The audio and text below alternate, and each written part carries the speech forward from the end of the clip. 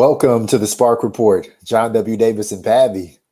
What's going on? You're watching us live on HNB TV, HNB Media. Check us out on YouTube. You'll be listening to this podcast on the Winsider Podcast Network. What's going on, Pav? How you feeling? I'm good, man. How you feeling? Hope your fourth was quality. It was good. Well, we spent part of it together at the Sparks game. We did. They played the Seattle Storm. Mm-hmm. They really played the Seattle Storm in the third quarter.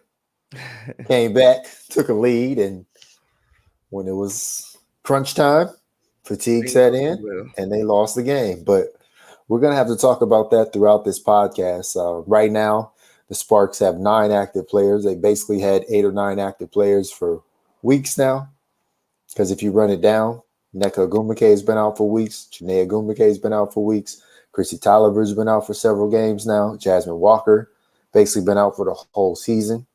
Maria Vadiva has been out so far for the whole season overseas, expected back after the Olympic break. So, I mean, you're talking about 4 players that you know for sure could be helping this team right now, and definitely 5 if you count Jasmine Walker, but you can't expect her back anytime this season. But if I tell you that the Sparks are 6-11, but then sometime soon, probably after the Olympic break, you'll have access to Nneka, Chiney, Chrissy Tolliver, and Maria Vadiva.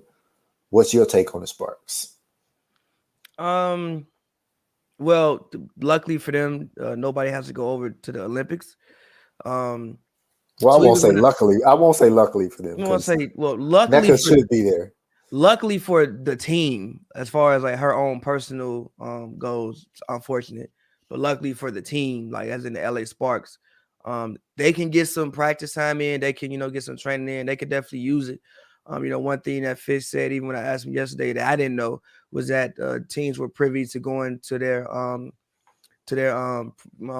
facility still, which I didn't know that. So he said, but usually about like a week out, everybody will start going back to practice, and you have more practice time. So that could really help them.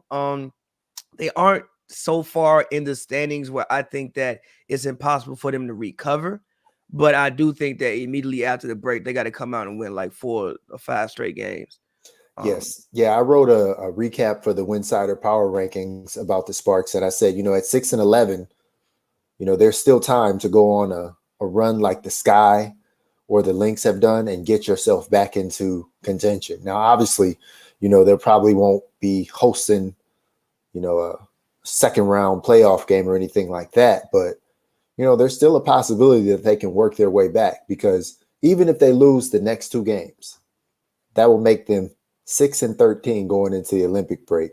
Yes, more than half the season will be over, but I believe there'll still be 13 games left. And if you win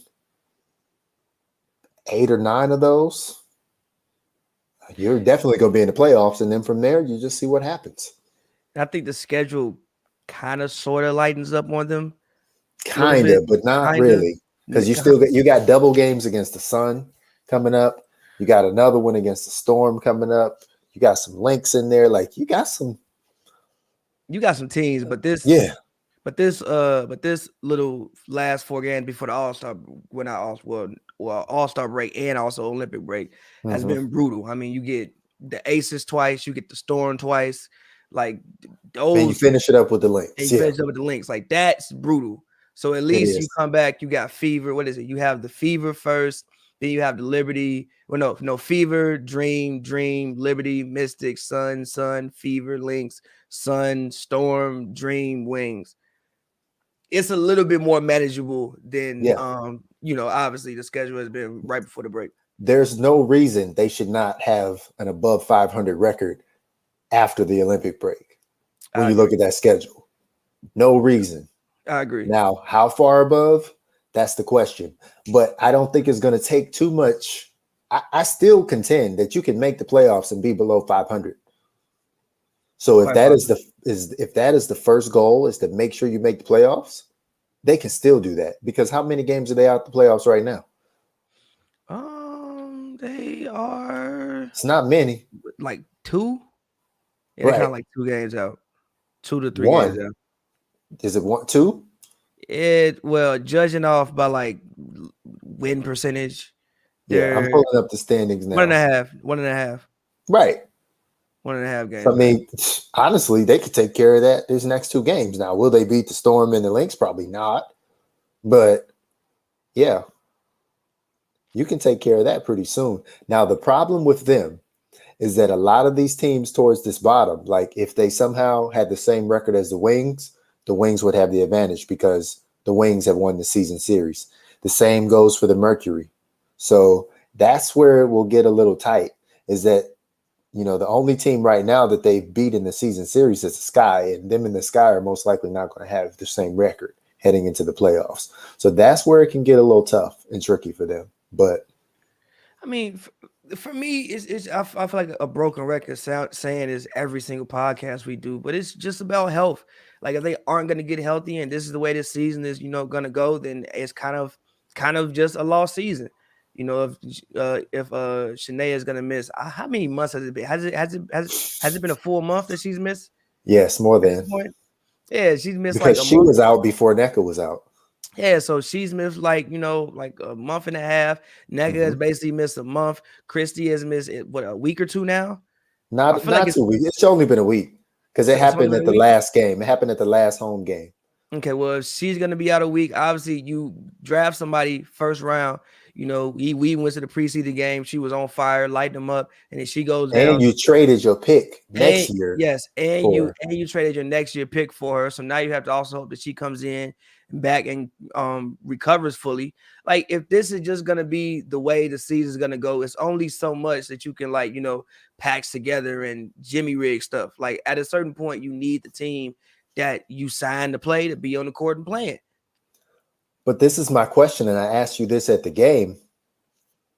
Would the GM be satisfied with what the coach is doing right now, even with all of the injuries? I mean, I think defensively, yes. I think offensively, no. But I think defensively for sure, yes. Like their defense keeps them in every game. Shout out Miss Latricia Trimble. But their defense keeps them in every single game to the point where it's like even when they do play the Storm, they play the Aces, they have chances to win. Like they'll even go on Spurs in which they do hit a few shots and they go up 10. Now, obviously, it stalls out.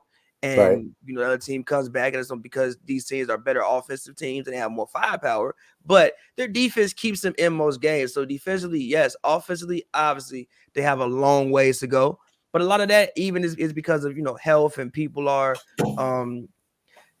playing maybe more minutes than what they used to playing. Shots are coming in different places than what they're used to coming in into it. I don't know if anybody knows every day what their role is outside of like Erica and Brittany. But even Brittany offensively, I don't know if she knows what her role is every time she steps on the court. Speaking of those 2 players, if there are 2 players on the team that can play even more minutes to try to help them win one or both of these last games, it's Erica Wheeler and Brittany Sykes. Like, honestly, if I am winning, I'm not taking them off the court.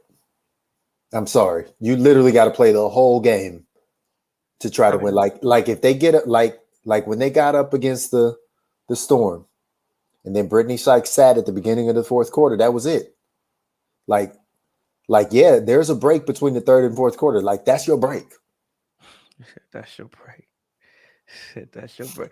I mean, currently, you want a break? You want a break? Take it hard to the cup and use your free throws as your break. I mean, currently she is averaging a career high in minutes.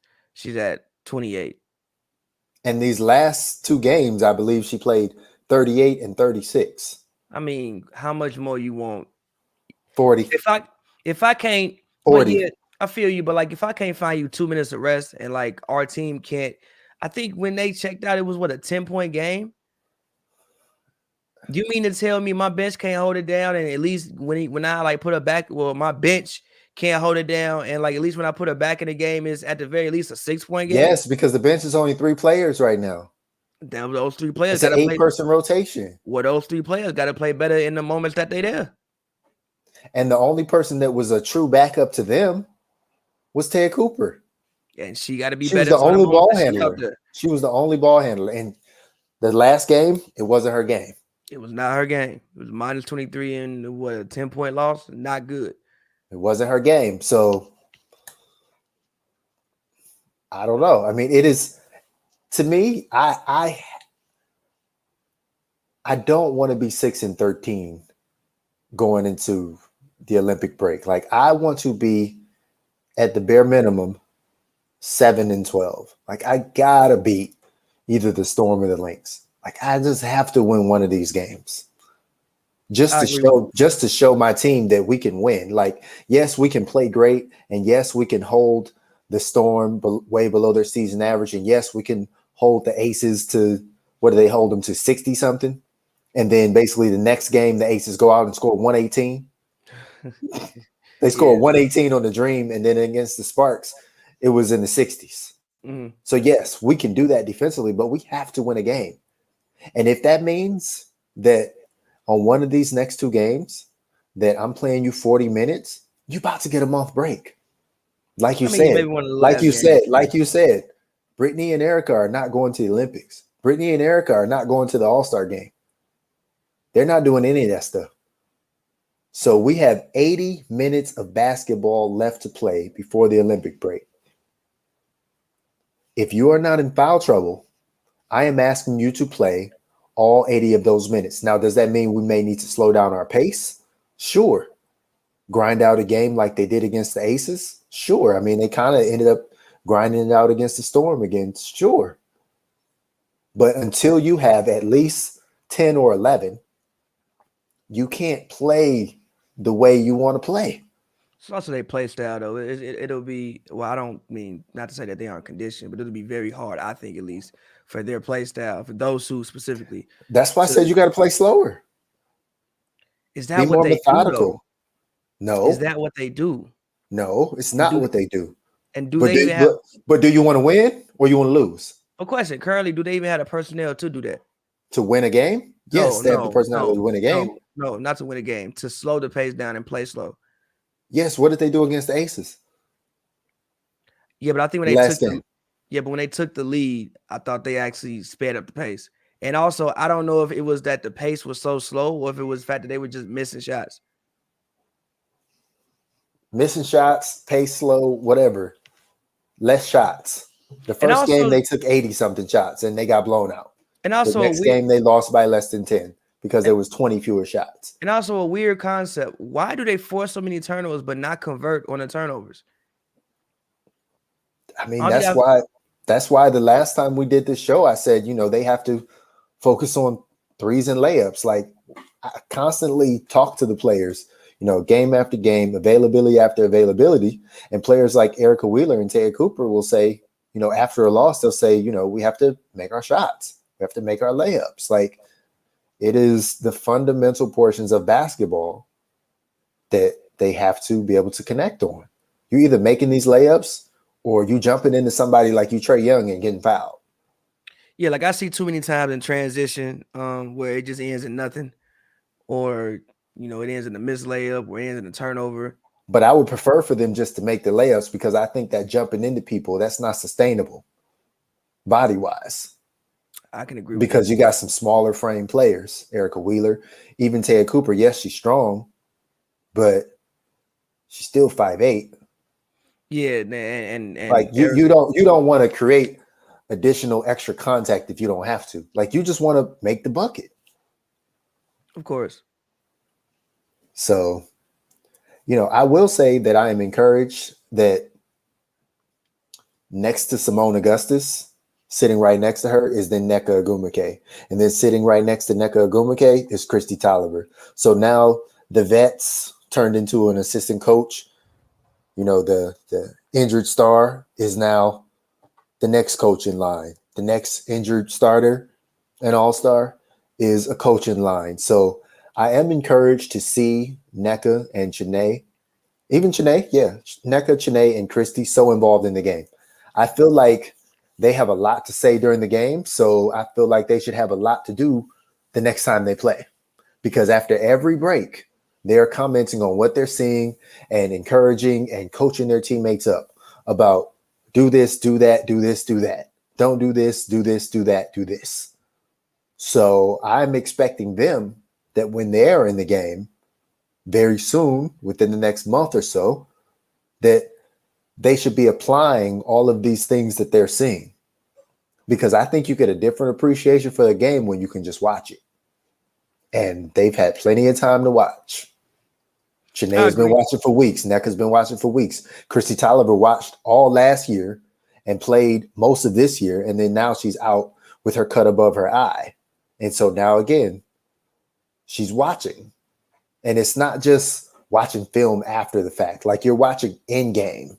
You're seeing it develop. And you're like, well, if I was there, I would have did this. Well, the next time you're there, do that.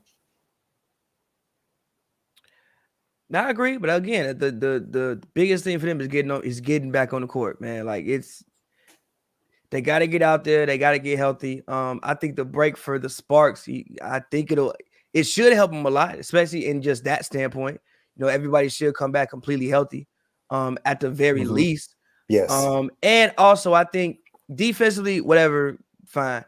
Offensively, I understand what they're doing. It's just really simple offense. They did at Do you really understand what they're doing? Yeah, they're just it's just screens. What are they doing? They come up, set a screen. They usually put the ball in like Erica's hands or Taya's hands or sometimes Chrissy's hands. They have one main ball handler for the most part. Screen, get in the paint, swing, swing, swing, open shot. Or swing, swing, swing, drive. Or they come up, do a little dribble handoff, same thing, swing, swing, swing. Well, hand off, gets to the paint, swing, swing, swing, whatever. But what happens when they swing, swing, swing, pass up the open shot? That's what frustrates me. People need some more confidence. But again, also, this is another situation which you have people, because of all the injuries, that are in spots where they shouldn't be in. So you have, guards catching the ball in the corner when maybe they used to catching the ball on the wing. Or you have somebody who's used to catching the ball in the corner who's now catching the ball on the wing, and they may not feel comfortable with that shot.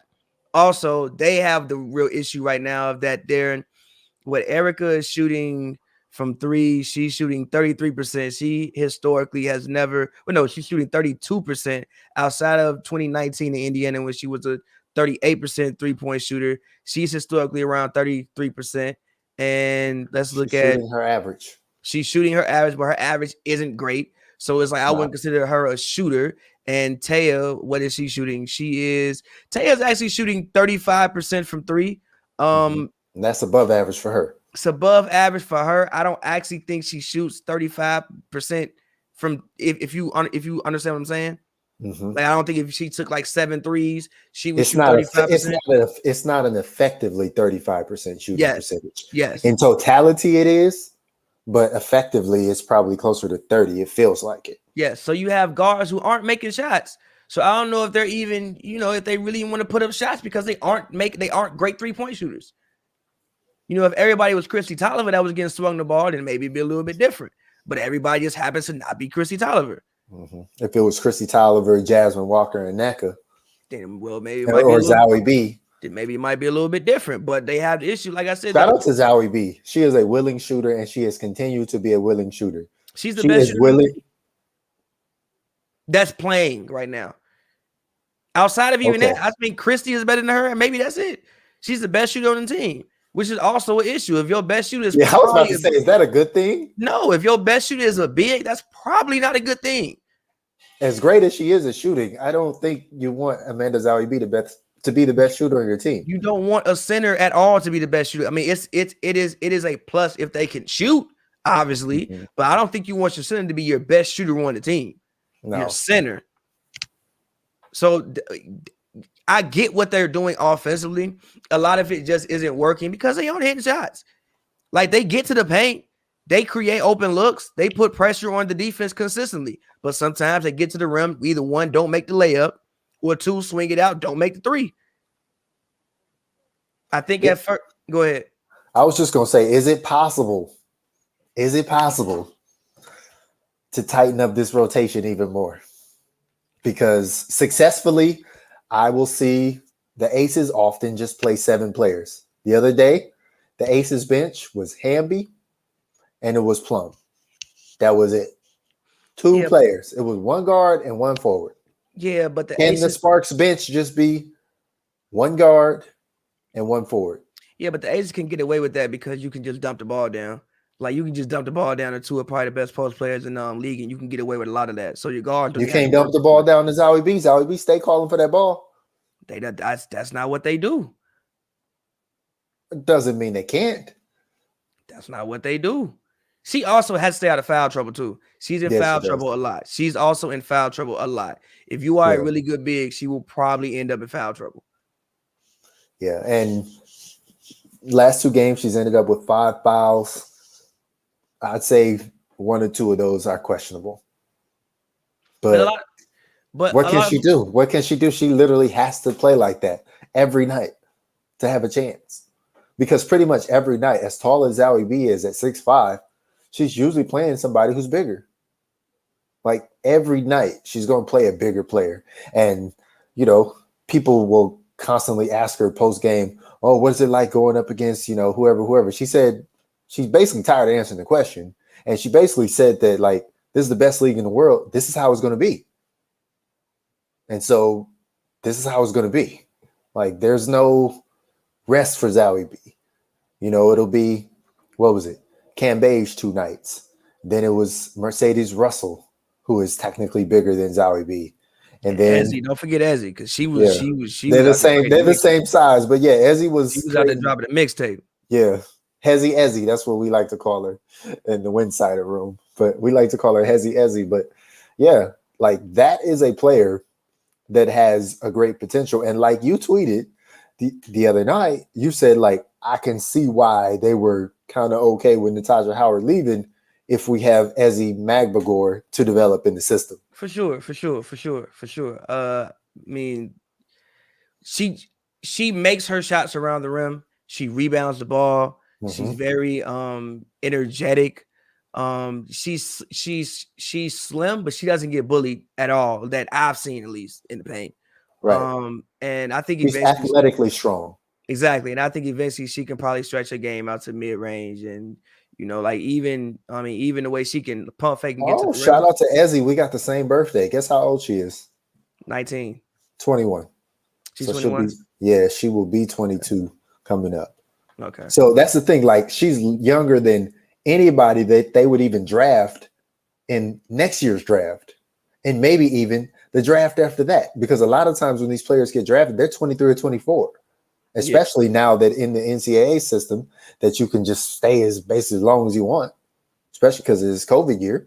Yeah, and players also reclassify, so they might even come into college late and things like that. So she's played 2 years already in the league, and she'll still be younger than whoever is drafted next year. So she'll have 3 years of knowledge versus a rookie and still be younger. So, like, that's the type of player you want to develop around. And that's the type of player that, like, you're getting above average performance for her rookie scale contract. Yes. You're getting above value, especially when you pair her next to Brianna Stewart. And it allows Brianna Stewart to not have to play the 5. She can play the 5, but I don't think that is her preferred position. I think her preferred positions are 4 and out. Like, that's why Natasha Howard was so appropriate for them. That's why Mercedes Russell is so appropriate for them. Because if they really wanted to, they don't have to start any of them. And that might have been part of the problem with Candace Dupree, who ended up getting waived from that team after they mutually agreed to a buyout.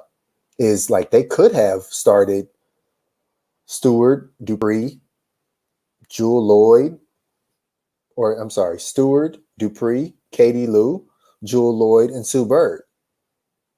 But they didn't want to do that because they don't want Brianna Stewart playing the traditional 5. Yes, she has the size for it. And also shout out to Brianna Stewart for literally stopping a 2-person fast break by herself.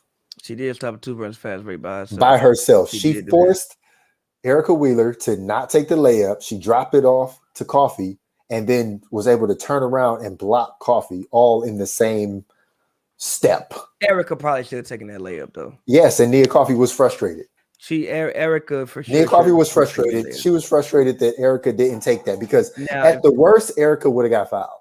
Now, if this was at the worst, it would have been a clean block, but most likely she would have got fouled or made the shot. Now, if this was in the NBA, maybe you do that because, you know, some people have, and can jump 45 inches off the Right. ground. It's just would have gammed on him. And somebody might have got dunked on. It would have been an incredible highlight. But Erica probably should have taken that layup. But again, that's also the thing we talk about with Sparks in like transition. You got to just figure that stuff out. Like that should be 2 points, or at least you picking up a foul on Brianna, something like you just have to figure that stuff out and make better decisions in transition. And wasn't that probably off a steal that they forced that they got nothing out of? Yeah, it was a turnover. Yeah, like a lot of them. Like you can't force 25 turnovers and score 10 points. What are you doing? Just forcing turnovers to take away your energy. Like I've actually never seen that before. I've never seen a team force so many. Usually, if you force 25 turnovers, you win it by like 30 points, especially in the W, because chase down blocks usually don't really happen like that. Right. So usually, if you steal the ball, you off to the races. It's 2 points. Right. But shout out to Brianna Stewart for not giving up on that play. Of course, yeah. Because she could have. Yeah, that was my first time actually seeing her play in person. She has an incredibly quick shot release. Like she gets it and it is out of there immediately. She probably has one of the best, not probably, she has one of the best shooting forms in the WNBA. So shout out Brianna Stewart. If I'm putting together the Olympic roster, I'm gonna do it like they did Candace Parker. I'm listing Brianna Stewart as a guard, forward, and a center. I feel you. I'm just going to do it because I want people to know that she's the most versatile player in the world. Still think Candace Parker. That's at least okay. She's the most versatile player on that roster. Yeah, that's fair. Because Candace is not on the roster. That's fair. And that's a whole nother thing. But Candace Parker is at least an all-star, and Candace Parker will be playing against the Olympic team in Vegas for the All-Star game. What do you think about that? Which part? The All-Star team playing against the Olympic team? Yes.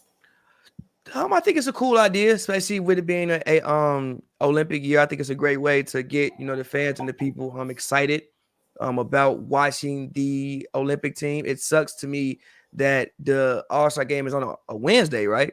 Yes, Wednesday the 14th. It's kind of weird. Like I would think middle of the week. I will most likely not be attending because it's in the middle of the week. Yeah, like I think it's also a great moment being that we're more open now. Vegas is Vegas is a whole different world over there. I think it would have been a great moment to continue doing some type of All-Star weekend. I think All-Star weekend in Vegas is great for the W.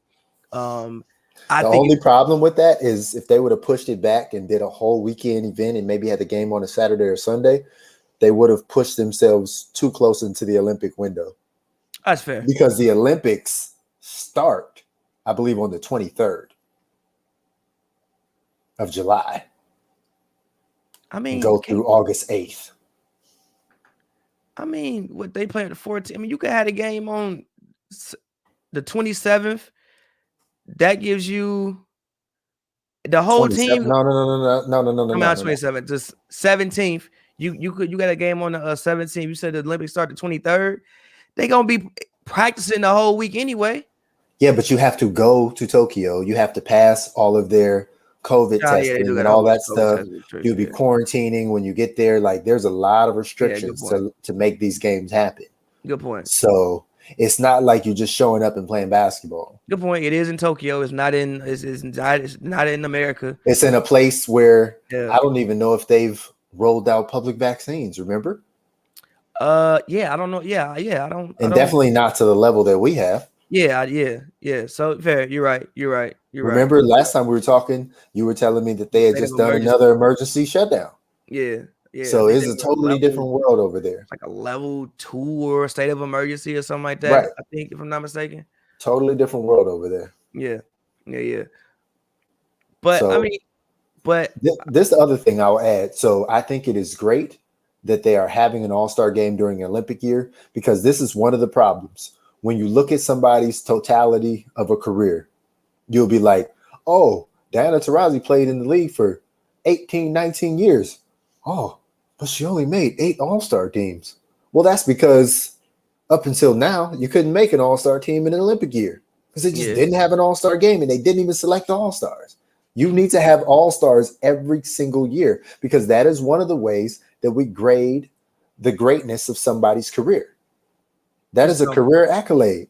All-Stars. Which is unfortunate. I lean more heavily on all WNBA teams and things like that, just because I think that's a more yes. I think that is more. I think that is a higher level, but All-Star games count. Of course. I just think all WNBA is a more accurate depiction of who actually was the best 5 to 10 to 15 players in the league that year, because All-Star. It is. Well, they do two teams, so you only can get first team just all WNBA or first team and second team defense. So you only have a pool of 20 players that can win awards outside of MVP, Defensive Player of the Year, and Most Improved. So that's 23 players, 23 slots. And some of those players will be reproductions. Like there'll be some people who are on all defense and all WNBA and won MVP, Most Improved, or Defensive Player of the Year. You know what I'm saying? What I'm saying is, so at the max, you can only award 23 players a year with an award if you do it that way. And it won't be that many because some will be crossovers. I do have a question for you, though. I know there was a thing about the Sparks not having any All-Stars this year. How do you feel about that? Do you think that they deserved any All-Stars this year? What's your thoughts on that? I think that the most natural selection for an All-Star should have been Nneka Ogwumike. Now, played enough though. Yes, but when she did play, it worked out, and I think that it could have been a good way to say that, like, we respect and we recognize you, and like, yes, you didn't get to make the Olympic team, but we want you in Vegas to represent us. But they didn't choose to do that. So then, if I was going to pick past that, I just don't know. I mean, yeah, you could have went with Erica Wheeler. Could have went with Zowie B. I mean, if you look at the All-Star team, man, there are some people who I think that didn't need to be on there. I don't think that Satu Sabali needed to be an All-Star because Marina Mabry didn't even make the All-Star team. How you going to pick Satu over Marina Mabry on Dallas? Does Marina start every day, though? I don't know if she's an everyday starter this season. Doesn't matter. She's averaging 20 points a game. She's damn near averaging 20 points a game. She's been starting, and she's got the stats to back it up. Like, Marina Mabry is most likely going to win Most Improved Player of the Year. Shout out, Marina. And if they keep her coming off the bench, she might as well win 6 woman too. I mean, she has been balling. I'm going to keep it real with you. She has been the best player on the Dallas Wings. The best, most consistent player on the Dallas Wings. She has been better than Arike Ogunbowale. I mean, Arike averaging 20. Look at Marina. Look at Marina. 14. She's averaging 14.8. Now because they won't let her play. But look at her. Look at her splits. Tell me who splits you want. Tell me who splits you want. I mean, I had to like go look. And if you lie to me, then you can lie to me. But it's Marina. That's fair. Me personally, I mean, sadly enough, this season, I don't think the Sparks deserved any All-Stars. I think Erica recently has been balling, playing incredibly, but that was after the All-Star teams came out. The Erica that we're seeing right now is not the Erica that we were seeing early in the season when they were picking All-Stars. If Nneka had played more than 5 games, of course she'd be deserving, but she only played 5 games. So this year, I just don't think the Sparks deserve any All-Stars personally. I mean, doesn't mean that these people can't play.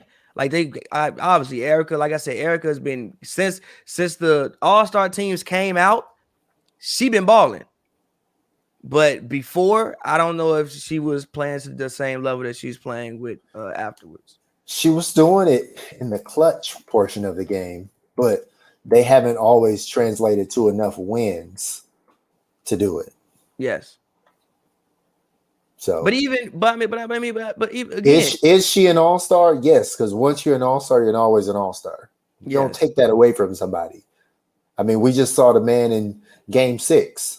Like, people forget that Jeff Teague is an NBA All-Star. Yes, it was 1 year, but the man is an All-Star. Jeff Teague did have a moment in Game 6. Yes, but that man is an NBA All-Star. Jeff Teague. You're not taking that away. Just like when somebody is a president of something, they're always the president. Right. Always the president. If you want to put former in front of it, whatever, but you don't lose that title. This is true.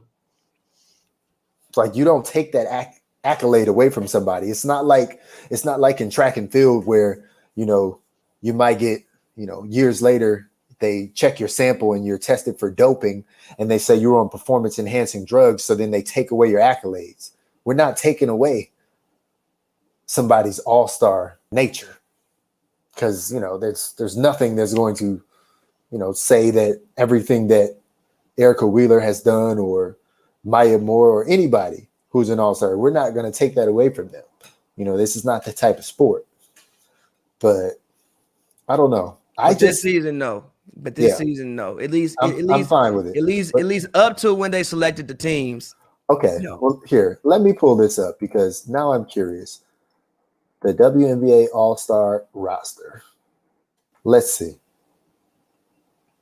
So, obviously, you know who Team USA is. Let's go through Team USA first because everybody on Team USA is automatically an all-star, okay? So you have Ariel Atkins, Sue Bird, Tina Charles, Nafisa Collier, Skylar Diggins-Smith, Sylvia Fowles, Chelsea Gray, Brittany Griner, Jewel Lloyd, Brianna Stewart, Diana Taurasi, and Asia Wilson. Do you have any problems with any of them being all-stars? Nah, it's a hell of a team. Right. So all of them should be all-stars. So now we go on the WNBA side for all-stars. We have DeWanna Bonner, Liz Cambage, who is an Olympian for Australia. And I was about to say, she played an if she was an American, she'd be an Olympian for America. All right. You got Kalia Copper from Chicago. You could talk this season. Yeah, but you could talk me out of her. De'Erica Hamby on the Aces. Brianna Jones on the Sun. She's really been balling. Jonquel Jones. That's another type of player. If Jonquel Jones was on Team USA, she'd be on the team. For sure. But Benaja Laney, you can't talk me out of her. Arike Ogunbowale, she just scores too many points. You can't talk me out of her. Candace Parker. I mean, she is literally the only reason the Sky have a winning record right now.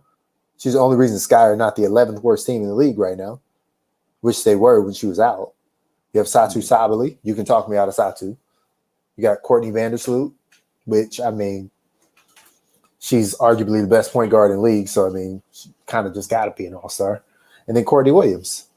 So they chose her off the dream. And Courtney Williams has had a really good season. So, to me, the only, like, question mark is Satu. But yeah, I don't really have. I get it.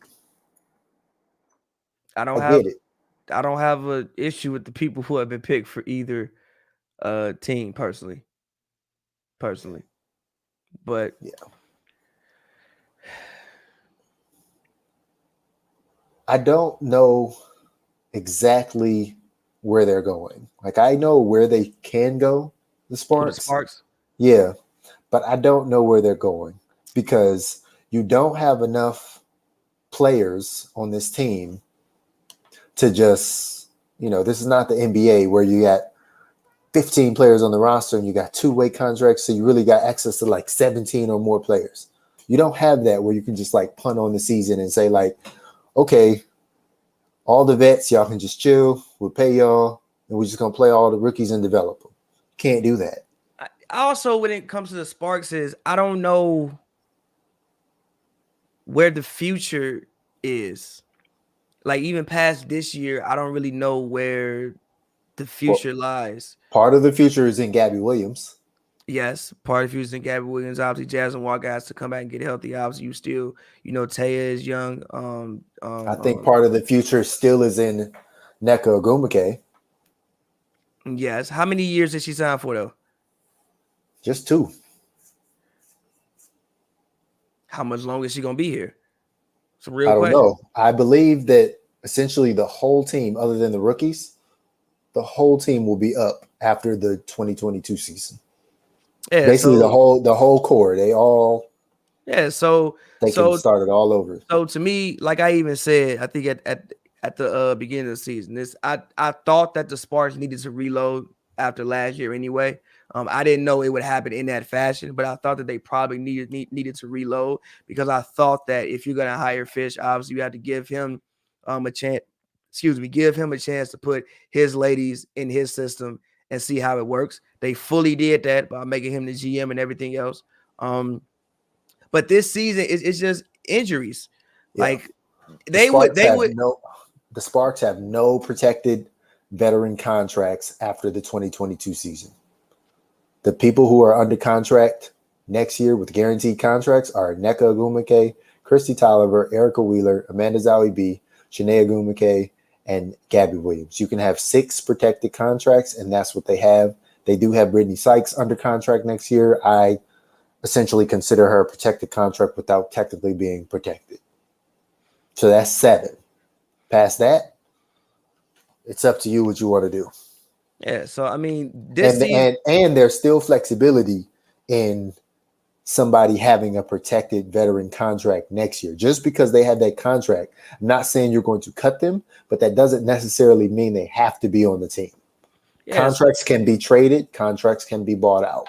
Yeah, so this season, I think they would need to have one hell of a turnaround, which can happen, by the way. It can happen. It can, but they would need to have one hell of a turnaround. Like, I honestly think at some point when we come back, you give it 4 to 5 games. Obviously, you're gonna play the team because again, there's no point in you even attempting to lose games. They can go 10-3 in the last 13 games after the Olympic break and finish this season 16-16. That would be one hell of a turnaround if they do. They can do that. I believe they can do that. Now, more likely, maybe 8-5 or 9-4. But even still, if they get to 14-18, they're probably gonna make playoffs. Yeah, but even when you look back at that, I think you would still look at this season. If you get to 15-17, you are making the playoffs. Yeah, but I think you would still look at this season and think like, what if at the end of the day because of all the injuries? You will, but if you get to a point where you can look back on this season and truly just say what if, then you can move forward with that. Because you have to get to the what if part. They are not at the what if part right now. Unless, I'm saying they're not at the what if part right now because they would only be at what if all of those injured players were just out for the whole season and they never came. Then you can have a what if. But if they come back and it doesn't change, then what if is out the window. Because it's not like they're coming back 2 weeks from now and then the season is just going to continue. There's going to be essentially a month-long break. That is a big part. So the health will be there. The health will be there. If the health is not there by then, shut it down for the rest of the season. If you are not healthy by August 15th, don't play for the rest of the season. The health will be there, but also I think you can offensively address some of your issues within that month. Like I said in the beginning, I think obviously you like get a month, you get to put some new sets in. You address a lot of it by Nneka just playing. Yes, because Nneka gets to the foul line. Nneka is an above average 3-point shooter, and she is supremely efficient. If Nneka shoots 55%, that's just average for her. Yes. That's just average. Yes. But again, they still need the team that they signed to get on the court. The other thing is they have to, especially in the front office and the coaching staff, they have to maintain a proper culture where, nobody is, fighting within the team or getting into it within the team like you may be seeing across the league, because they have to treat everybody the right way, because in 2022 or 2023, definitely by 2023, this could be a whole new team with totally different players and everything like that. And LA is still a destination. LA is still the place where the teams on the other 11 teams in the league, they all love coming here. They all love staying downtown, right near this area, the LA Live area, and having themselves a grand old time in LA. Also, one thing that we have to mention, that I do want to bring up, the Sparks will be going back to Staples. Yes. Which shout out to the convention center. They've done a great job putting that together. Convention and center. I felt like I entered the Wubble, but the Staples is just different. Yeah, obviously you can pack more fans in there. You can have more of a home court advantage, obviously. Right. They're only selling lower bowl, so everybody will have a great seat if you decide to attend a game at Staples. The only thing is, I think there's only like less than half the games remaining after the Olympic break are actually at home. Still. So I think it's like 5 games. It's either 5 or 6 games. Still, I just think it'd be good to get back in Staples for them. It would be great to get back in Staples. For them to feel. I mean, you have players who never played at Staples. Like Brittany has never played in Sparks uniform at Staples. She's been here 2 years. True. Taya got drafted, never played at. Like you got people who have never, ever played at Staples, and they've been part of this team for 2 years at this point, basically. So I think it'll be good for them. I think it'll be good for the team to return to some level of normal, to a better level of normalcy. And I think just for home court advantage, I think it was something when people. I mean, what they haven't lost to Staples since 2019. So yeah, I was just about to say. I was going to pull that out. Yeah, they haven't lost. I don't think they've lost at Staples since Zowie B. Yeah, like they haven't lost at Staples since then. Like, yes, the convention center is cool, but I don't feel the same level of I'm going to a Sparks game when I see them at the convention center. They will have a greater home court advantage at Staples. Yes. This is the other thing I want to say this before I forget too, though. Like, we've seen free agent moves that are more than surprising year after year since free agency really, really opened up in the league. The Sparks are still a destination. Sure. There are still players who you could easily draw to the Sparks if things work out. Jewel Lloyd, Liz Cambage. I mean, just be open to that. Now, obviously, I said last free agency, I said, be open to the possibility that Diana Taurasi want to come home. Diana Taurasi don't want to come home. Okay. She ain't coming out. When she comes home, it's going to be to retire. And she may never even do that. She may just stay in the Phoenix area forever. But there are still some younger stars that I feel like you have a good shot at getting them to come to this team, whether it's 2022 or 2023. And through all of this, the players that are on this roster, they have nothing but good things to say about the general manager and the head coach, Derek Fisher. They like him. They like playing for him. They like the fact that he's not constantly in their ear saying, do this, do that. Do this, what did you do think that. about your question that I know you got cut off when you were trying to ask him the question, but when you asked him about the difference between him kind of standing up and being more involved on the sidelines as opposed to sitting down and relaxing and letting the players kind of like not do their own thing but figure it out for themselves. Yeah, trust themselves is what he used. I think he gave an appropriate answer, but I would like to see him. I won't say I can't say not fully engaged, but I would like to see him up talking the whole game. Because I think if Derek Fisher was up talking the whole game with the players he will have available, most likely for the next 2 games before the Olympic break, they will win one of those games with his direction, with the direction of Nneka off the bench, with the direction of Latricia Trammell off the bench, with the direction of Coach Fred Williams off the bench. If they are constantly getting that feedback, then they will win one of these games. And they will be 7-12 instead of 6-13 going into this. And then that will make it even easier for them to figure out how to get to 500 and really make a go at this in that back half of the season. That'll give them just another game margin for error, because you can't expect them to just come out of nowhere after the end of the Olympic break and just win every single game. Like, they're not just going to win 13 straight games. It's not realistic. But could they win every game at Staples? Sure. If we're talking about 5 games, yes, they can. They can win that. Can they win 10 out of 13? Yeah. Can they win 9 out of 13? Most definitely.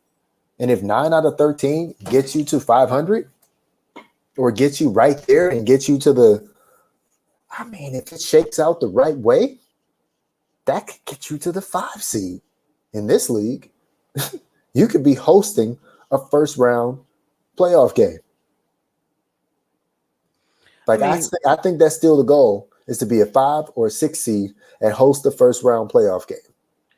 I think that is still realistic for the Spartans. I mean, as far as, you know, Fish, and I get the point of what he's doing. Also, got to remember, he's from the school of Phil Jackson.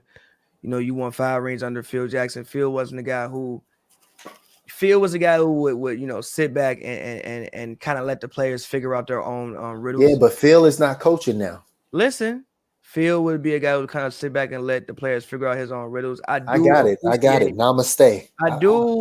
I do appreciate the fact that he will give the ladies freedom, because I do think one of the things that's wrong with the W at times is coaches restrict the players a lot, and they don't just let them play basketball. That being said, I think the player just have to see more things and just be better. You know, like even when you would see Erica, I think she had her first. How many double-doubles had she had this year? 2? 2 or 3. She had like 2 20 and 10 games at the first of and there was 2 back in a row. 2 in a row. Yeah. So it's like these players have shown that they don't necessarily need somebody just hovering over them the whole time. Like, yo, call this, call that, call this. They can figure out things for themselves. I am with you. I think that, you know, when there are certain moments in which, you know, the game kind of looks sloppy and it's up, down, up, down, up, down, up, down. You might want to get up and actually call an actual. I want him to share what he's seeing in real game, in time, or excuse me. I want him to share what he's seeing in game as much as possible. It's great to tell him after the fact, but like, tell me right now. Like, give me that feedback right now so I can do it right now. I think he does, but also the point is, like, I want the players to figure out their own riddles for themselves. Because again, also, like, you may, like, you out there playing, so you may even see something that I don't even see because you out there playing. So let me actually put the trust in my players, and I think he does a good job putting trust in his players. So I get the point. I do agree. Maybe like sometimes when I see the game, there are moments in games recently where it kind of got kind of arcadey. And it's like it's up, down, up, down, up, down for a minute, and it's kind of sloppy. Those are moments where I'll be like, all right, yo, get up, let me call some, run this actual set play, and I'll go sit back down. But I don't have an issue with the way he's coaching or the way he wants to handle. This man has more years of playing and coaching knowledge, NBA and WNBA, than some players on his team have been alive. This man's first season was 1996. Some of his players are not even that old. That's why I'm going to trust him with what he's doing. And even the ones that are that old are like 5. So yes, again, I want to trust. I want to trust what he's doing. I want to trust what he's doing, but that's why I want him to share what he knows all the time.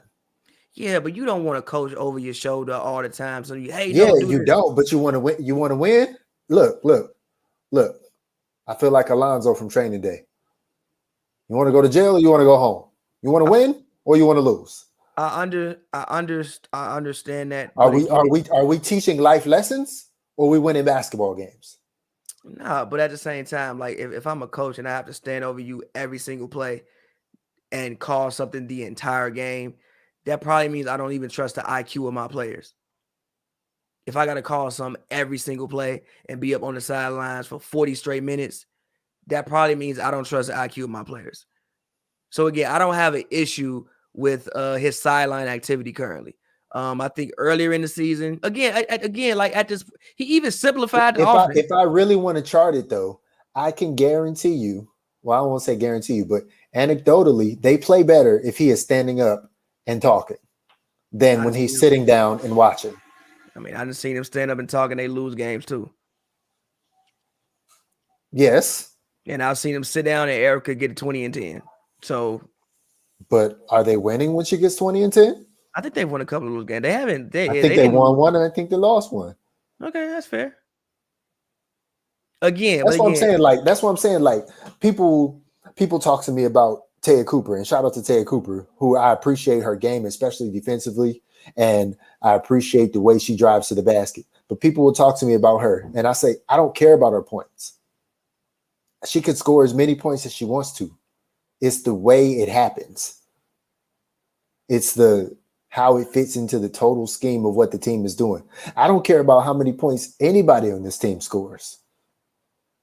I just want to see them come together and win basketball games. The points are a portion of how you win. Obviously, you have to outscore the other team to win a basketball game, but it doesn't matter who's scoring the most points on this team. I mean, I don't think you can score all the points in the world and just lose. I don't think the points really matter until, again, you get, like I for the 1,000th time, your team back, because I think people are playing in situations and doing things that they wouldn't normally be doing. And when you have your actual set team, that's not going to happen. Yes, and that's why, I constantly talk to Derek Fisher about, they decided that Brittany Sykes was going to come off the bench and they wanted her to have that role for this season. But recently she's had to start again because they've just been down so much, and they've known that, like, she is one of their best players that are available right now, and she has to play as many minutes as possible. And to do that, she's been in the starting lineup. And so, yes, I understand that you want to keep people in the roles that you envision for them through the totality of the 2021 season if it was perfect. But the season ain't perfect right now. You have to win games. And if that means you got to play a totally different way, that's like football. Like one time, there was this bowl game in Orlando, and I can't remember who Baylor was playing, but Baylor was in the game. And if you know anything about Baylor football back then, they were a spread offense. And so all they did was throw, okay? But all of their quarterbacks were hurt. You know what they did? Halftime, they went in there, they drew up a whole new offense. They said, we're going to run the ball every single time. And what did they do?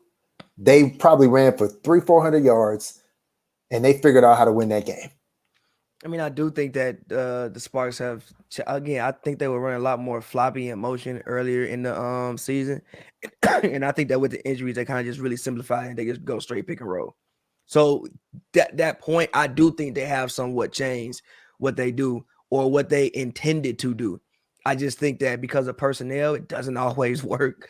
But, like, I do think that they have at least attempted to change what they do. Like, I don't see as much motion and floppy as I saw earlier on as I see now. Now they literally just want pick and roll and handoffs the whole time. Like, it's not even complicated.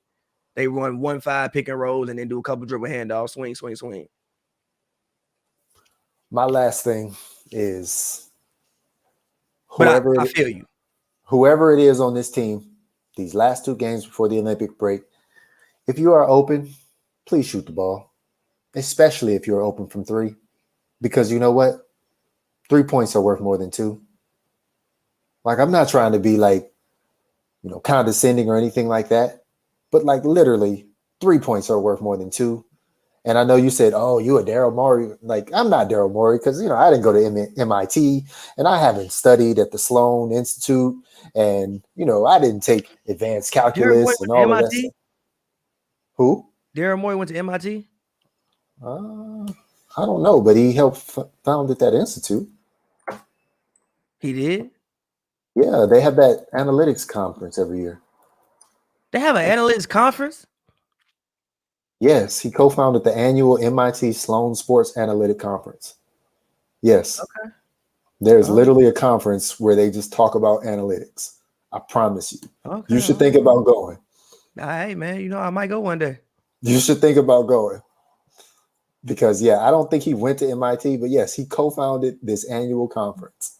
Okay, didn't know that. So that's not me, but I appreciate that. And I'm not saying that I want basketball to turn into baseball where you have these crazy shifts where the person won't ever hit the ball there. And then you pitch these like games where you have like 6 pitchers pitch one game. You have like relief games and like all of this stuff.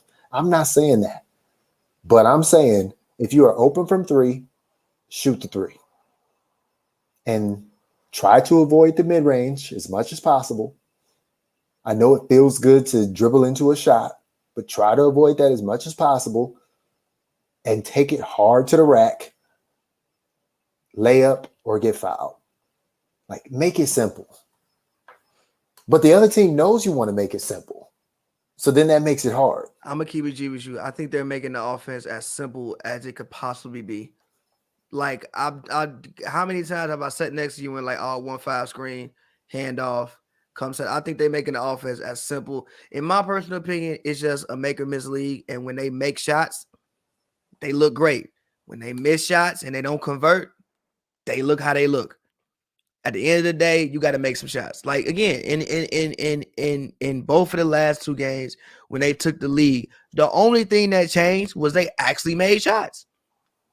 And yes, Daryl Morey does have a degree from MIT. Yes, okay. MBA. But and I will be sending you the information for the Sloan Sports Athletics Conference. But rounding it out, obviously, like we said, 2 games left until we go on a month break for the Olympic break. Would you like to predict what happens in these 2 games? I think I know what you're going to say, but I want to hear you say it. I'm going to predict that they lose to the Storm and they beat the Lynx at home. Okay. I'm with you. I still think the Storm are too much. There's a reason why the Storm are the 2020 defending champions. There's a reason why they are tied for the best record in the league right now with the Aces. And you could say the same things about the Aces. There's a reason why they made the finals last year. There's a reason why they have the reigning MVP. There's a reason why they're tied for the #1 record in the league. Because those are the 2 best teams in the league. And we can debate who is better, but those are the 2 best teams in the league. Because most consistently, they just are. They have so many options. They can beat you so many different ways, and they are so consistent. That is the reason why they are the 2 best teams in the league, is because they are consistent. Their lapses don't last for more than part of a quarter, not even a whole quarter, like part of a quarter. When other teams, a lapse will be a whole half, a whole game. Theirs are minutes. They're like in between timeouts. They call a timeout, and it's like, okay, we're back the way we need to be. So the fact that those 2 teams can recenter themselves so easy, yeah. I mean, a shout out to Brittany Sykes for saying that she wanted to play against Jewel Lloyd, which I think is great. Because if you're going to be Defensive Player of the Year, if you're going to make first team all defense, you have to play against the best players. You have to guard the best players, and you have to hold the best players night after night below their average. Now, I'm not saying you hold them to 5 points because that's not realistic, and nor will you be guarding them every single time because, like you said, there's a lot of pick and rolls in this league now. And so, yeah, you can fight through the switch, but sometimes you just got to switch. But, yeah, got to get one. You got to get one. But, we can leave it there. My thing, like I said, I'm with you. I think they'll go 1-1. And it's, to me, just as simple as, bro, if you're going to have the worst offense rating wise in the league, I know even Erica said we don't always look at ratings, but still offensive rating is what it is. If you had a worse offensive rating in the league, it's going to be hard for you to win some games. But with the defense that they play, if they just make half of their shots, I think they'll be well off. And for them, I mean, it's just a make or miss league. You get to the break, and if they make half their shots, bro, they gonna win. They gonna win 3 out of 4 games. Yeah, I mean, they just have to literally make their shots, make 45% of their shots, and make, I don't know, 40% of their threes. That may be asking a lot, but whatever.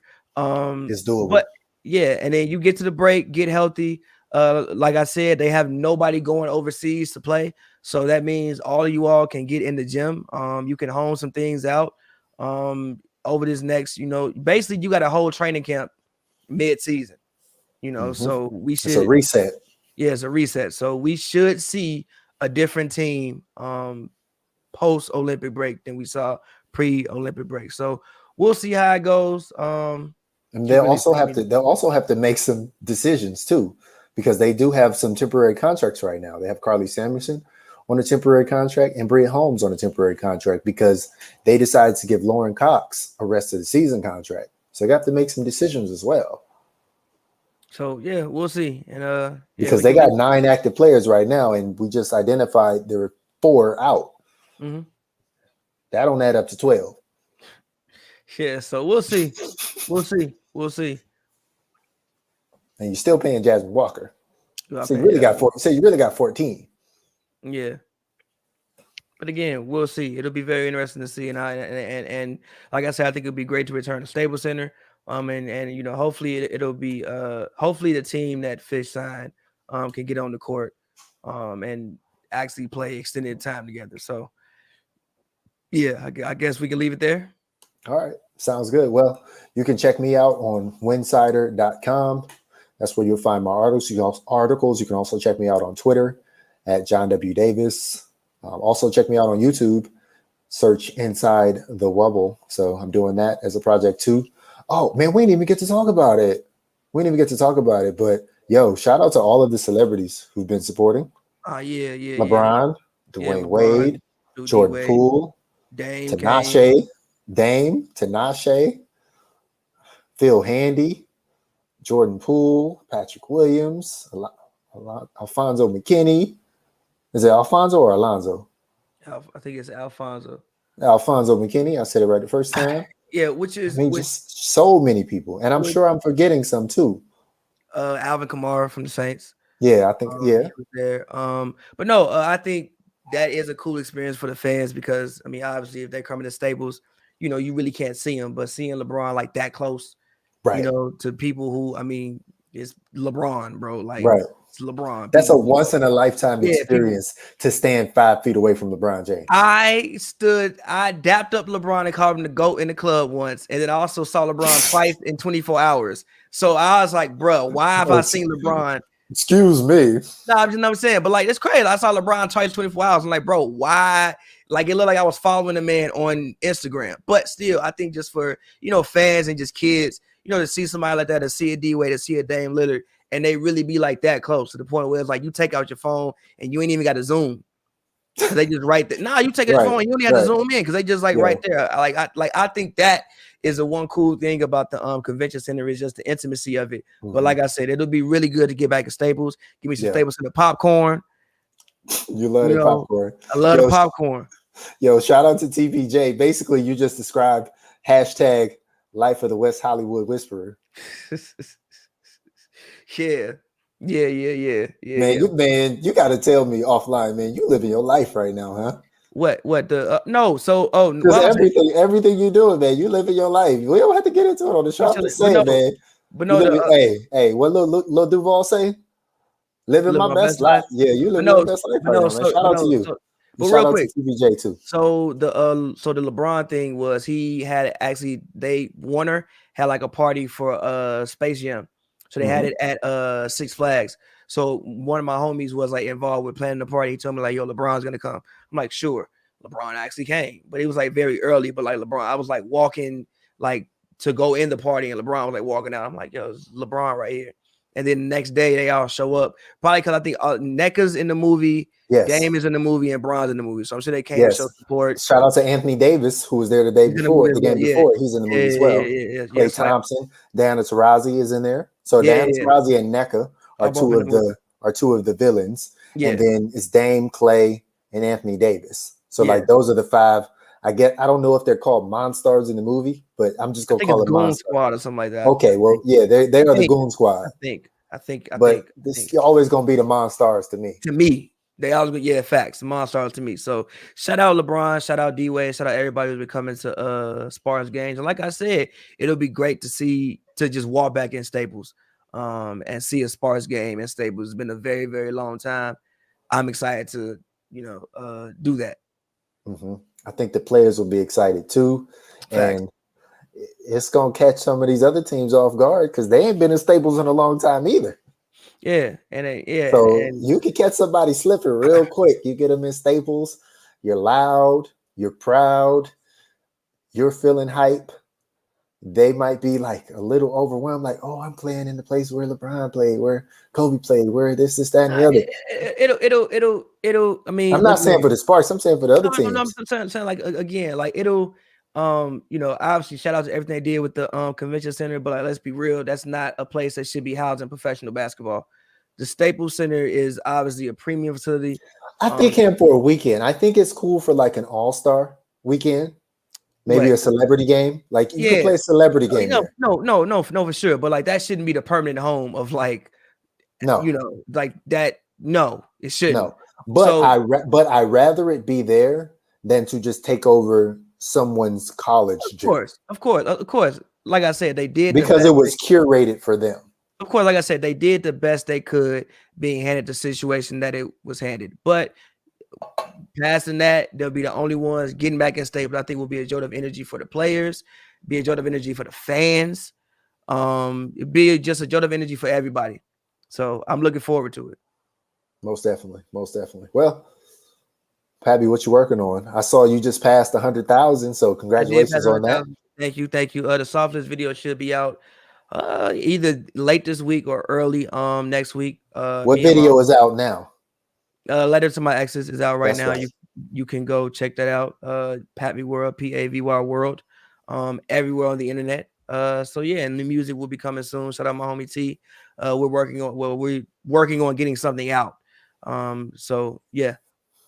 Shout out to Glasses. Pavy is now Googleable. I am Googleable. I'm working on it. I'm working on it. My goal is to be the most famous John W. Davis. You got to be close to that point now, bro. I'm close, but it's going to be tough because back in 1924, there was some guy who ran for president. He lost. Oh, okay. There's a historical figure. Oh. But I'm top 5 right now. I'm top 5. Shout out that. And there's some lawyer somewhere. Shout out that. But yeah, I'm top 5. Shout out that. But all right, y'all. It's been the Spark Report. John W. Davis and Pabby. Peace.